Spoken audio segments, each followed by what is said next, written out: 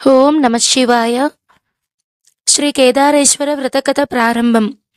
శ్రీమంతము పరమ పవిత్రము అయిన నైమిషారణ్యంలో సౌనకాది మహర్షులందరూ సమావేశమై ఉండగా సకల పురాణవేత్త అయిన సూత మహర్షి మునుల ధర్మ సందేహాలను తీరుస్తున్నాడు.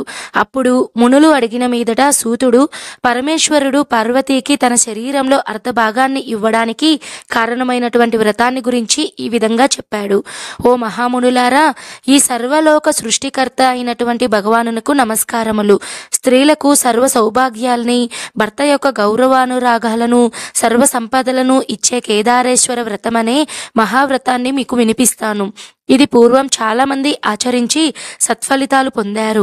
పూర్వం పర్వతరాజ పుత్రిక అయినటువంటి జగదాంబయే స్వయంగా ఈ వ్రతాన్ని చేసి భర్త శరీరంలో అర్ధభాగాన్ని సంపాదించుకుంది.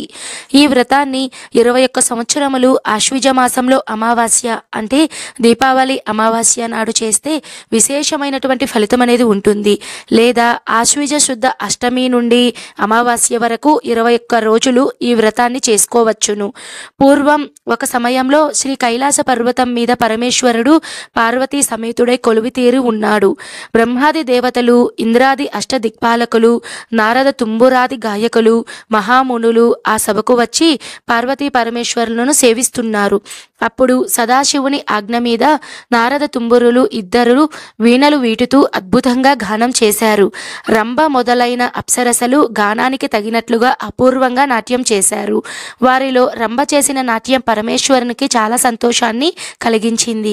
ఇంతలో ప్రమద గణాలలో ముఖ్యుడైనటువంటి భృంగిరిటి అనేవాడు శివుని అనుమతి పొంది రంభతో పాటు నాట్యం చేయడం ప్రారంభించాడు. నాట్యంలో ప్రవేశం లేని భృంగిరిటి చేసిన వికట నాట్యం చూసి అందరికీ నవ్వు పుట్టించింది. పరమశివునితో సహా సభలోని వారందరూ కూడా కడుపుబ్బేలా నవ్వారు. వారి నవ్వులు పర్వత గుహలలో మారుమ్రోగాయి. పరమేశ్వరుడు భృంగిరిటిని దగ్గరకు పిలిచి, నాయనా, నీ నాట్యం నాకు చాలా ఆనందాన్ని కలిగించింది. ఈనాటి నుంచి నా భక్తులలో మహాభక్తుడుగా పేరు పొందుతావు అని దీవించాడు. అందుకు సంతోషించిన భృంగిరిటి ప్రక్కనే కూర్చుని ఉన్న పార్వతీని విడిచి శివుని కొక్కనికే ప్రదక్షిణ చేసి నమస్కారం చేశాడు. అతడు అలా చేసినందుకు పార్వతీ ముఖం చిన్నబుచ్చుకుంది. వెంటనే పరమేశ్వరుని, నాదా, ఇతడు ఇలా మీ ఒక్కరికి మాత్రమే ప్రదక్షిణలు నమస్కారాలు చేసి ఊరుకున్నాడేమిటి అని ప్రశ్నించింది. అప్పుడు శివుడు చిరునవ్వు నవ్వి, దేవి, జ్ఞానమిచ్చేన్మహేశ్వరాత్ అని పురాణ వాక్కు. జ్ఞానం కోరేవారు నన్ను ఆరాధిస్తారు, కానీ వారికి నీతో పని లేదు. అందుకే భృంగిరిటి అలా చేశాడు. నువ్వు దీన్ని అవమానంగా భావించకు అని చెప్పాడు. అయితే అతని మాటలకు జగన్మాత సంతృప్తి పడలేదు. శివునితో పాటు తనకు కూడా ప్రాముఖ్యం సంపాదించుకోవాలని దృఢ నిశ్చయం చేసుకుంది. అదెలా జరుగుతుంది అని ఆలోచించి ఏదైనా పూజ కానీ వ్రతాన్ని కానీ చేయాలనుకుంది. తాను శక్తి స్వరూపిణి కాబట్టి శివునిలో సర్వశక్తులను ఆకర్షించుకుంది. పురాణ దంపతులిద్దరూ ఒకరినొకరు దూరంగా ఉంటున్నారు.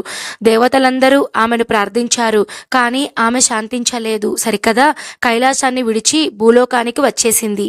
పరమ పవిత్రమైనటువంటి భారతదేశంలో దక్షిణ భాగంలో అంటే వింధ్య పర్వతాలకు దక్షిణంగా అఖండ గోదావరి తీరంలో గౌతమ మహర్షి ఆశ్రమం ఉంది. అప్పుడు ఆ ఆశ్రమంలో గౌతముడు లేడు. సమిధలు, దర్భలు, పళ్ళు తెచ్చుకోవడానికి సమీపంలోని అరణ్యానికి వెళ్ళాడు. పార్వతి వచ్చి ఆశ్రమంలో కూర్చుంది. గౌతముడు వచ్చి తన ఆశ్రమం అంతా ప్రకాశవంతంగా ఉన్నందుకు ఆశ్చర్యపడుతూ లోనికి వచ్చి గౌరీదేవిని చూశాడు. వెంటనే అతిథి మర్యాదలన్నీ చేసి ఆమెకు వచ్చిన కారణం ఏమిటని అడిగాడు. ఆమె, భగవానుడా, జ్ఞానం యోగులందరి చేత పూజలందుకుంటున్న ఈశ్వరునిలో శరీరంలో అర్ధభాగం నేను పొందాలి. అది నాకే విధంగా లభిస్తుందో నాకు ఉపదేశించమని అడిగింది. మహాజ్ఞాని అయినటువంటి గౌతమ మహర్షి కొంతసేపు ధ్యానమగ్నుడై ఆలోచించి, అమ్మా, కోరిన కోరికలన్నిటినీ తీర్చే కేదారేశ్వర వ్రతం ఒకటి మహావ్రతము ఉంది.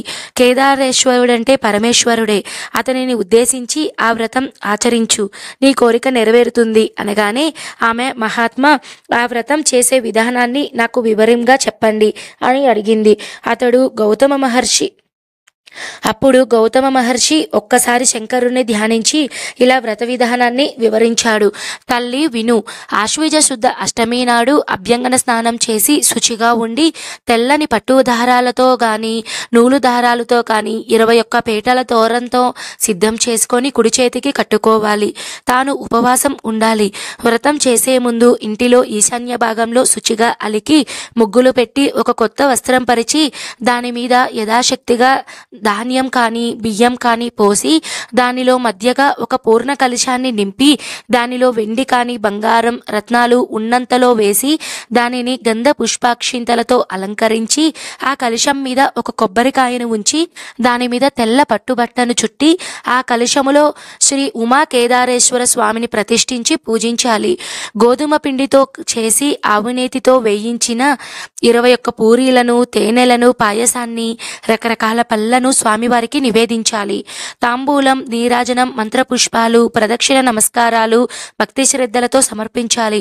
పూజ చేయించిన బ్రహ్మగారికి ముందు పూజించాలి. దక్షిణ తాంబూలాలను సమర్పించాలి. పూజ అనంతరం తరువాత 21 మంది బ్రాహ్మణుల పిలిచి వారికి కాళ్ళు కడిగి పాద పూజ చేసి దక్షిణ తాంబూలాలు సమర్పించాలి. వారికి భోజనాలు పెట్టాలి. ఉపవాసాలు చెయ్యగలిగితే వరుసగా 21 రోజులు చేస్తే చాలా మంచిది. ఈ విధంగా వ్రతం చేస్తే కేదారేశ్వరుడు సంప్రీతుడై నీకు ప్రత్యక్షమవుతాడు. నీవు కోరిన వరాన్ని ప్రసాదిస్తాడు. అమ్మా, ఈ వ్రతం చేసి అభీష్ట వరాన్ని పొందు అని ఉపదేశించాడు గౌతముడు. గౌతమ మునీంద్రుడు చెప్పిన విధంగా పార్వతీదేవి కేదార వ్రతాన్ని భక్తి శ్రద్ధలతో 21 రోజులు వరుసగా ఆచరించింది. 21వ నాడు వ్రత సమాప్తి చేయబోయే సమయంలో పరమేశ్వరుడు ప్రత్యక్షమై నీకేం వరం కావాలో కోరుకోమన్నాడు. గౌరీదేవి పరమేశ్వర ప్రకృతి పురుషలమైన మనమిద్దరము వేరువేరుగా ఉండడం సమంజసం కాదు.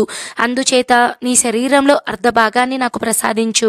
అప్పుడు నన్ను నీ నుండి ఎవరూ వేరు చెయ్యరు, ఎవరి తరమూ కాదు అని కోరింది. శంకరుడు సంతోషించి ఆమె వరాన్ని అనుగ్రహిస్తూ, దేవి, ఈనాటి నుండి నేను అర్ధనారీశ్వరుడై పేరుతో పిలువబడతాను.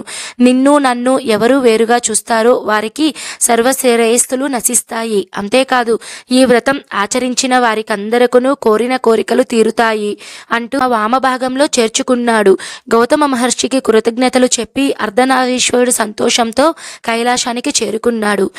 శివభక్తుడైనటువంటి చిత్రాంగుడనే గంధర్వుడి వ్రతాన్ని ప్రచారం చేయాలనుకున్నాడు.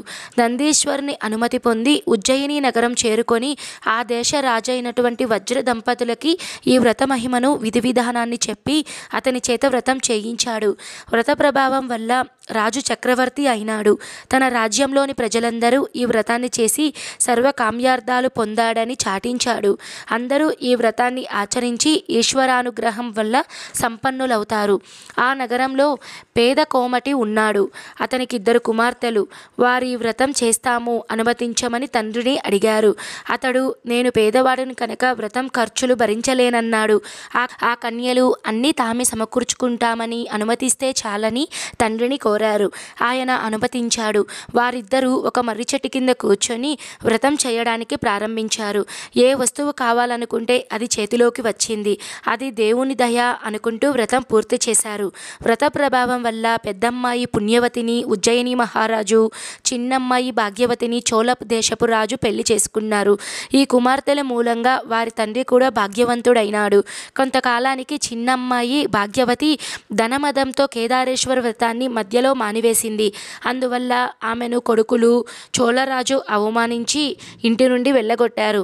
ఆమె కొడుకుతో ఒక కోయవాని ఇంట్లో తలదాచుకొని కొడుకుతో పుణ్యవతి విషయం చెప్పి ఉజ్జయిని నగరానికి పంపి నీ పెద్ద తల్లిని అడిగి ధనం తెమ్మని పంపింది.